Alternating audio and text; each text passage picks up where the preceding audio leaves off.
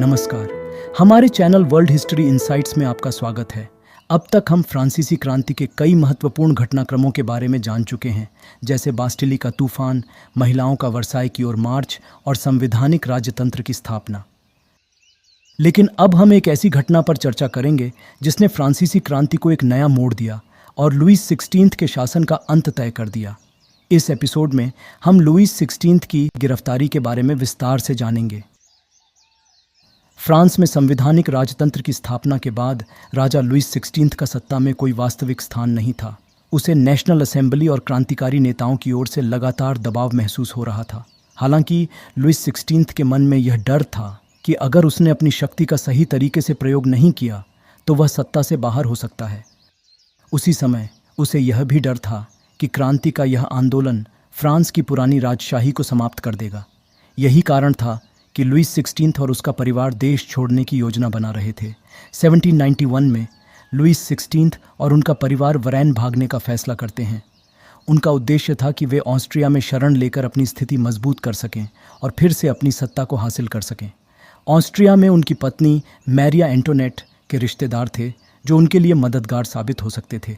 लेकिन लुईस 16 और उनका परिवार 1791 में 20 जून को भागने की कोशिश करते हैं और उन्हें वरैन की तरफ जाना था।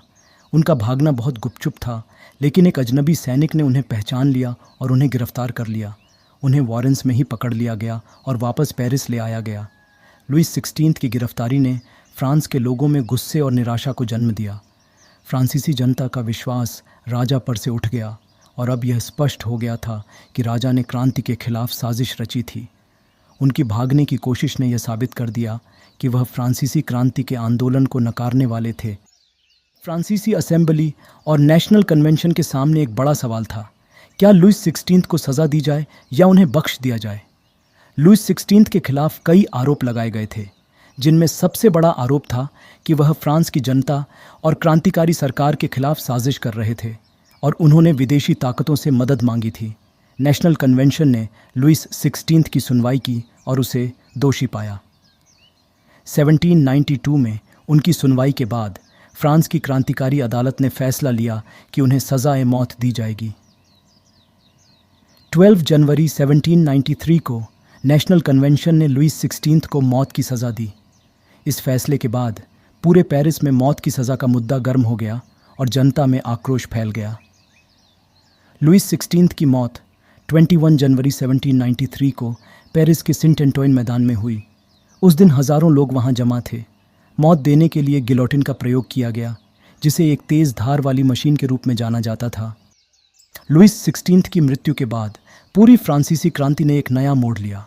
यह घटना अब फ्रांस में केवल एक राजा के निधन का प्रतीक नहीं रही, बल्कि यह राजतंत्र के खात्मे और क्रांति की जीत का प्रतीक बन गई। इस घटना ने यह साबित कर दिया कि अब फ्रांस में कोई भी राजशाही नहीं चलेगी और क्रांति के विचार और जनता की आवाज़ की ही शक्ति होगी।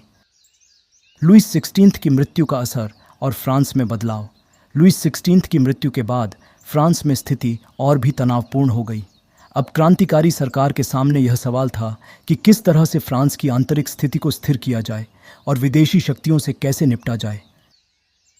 इसके बाद जैकबिन्स पार्टी ने अत्यधिक सत्ता और नियंत्रण हासिल किया और क्रांतिकारी न्याय के नाम पर कई नेताओं और नागरिकों को मौत के घाट उतार दिया।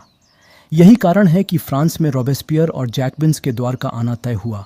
अब अगले एपिसोड में हम जैकबिन्स पार्टी के बारे में जानेंगे और यह समझेंगे कि उन्होंने किस तरह से क्रांतिकारी विचारों को फैलाया और फ्रांस में दमन और अत्याचार की स्थिति पैदा की।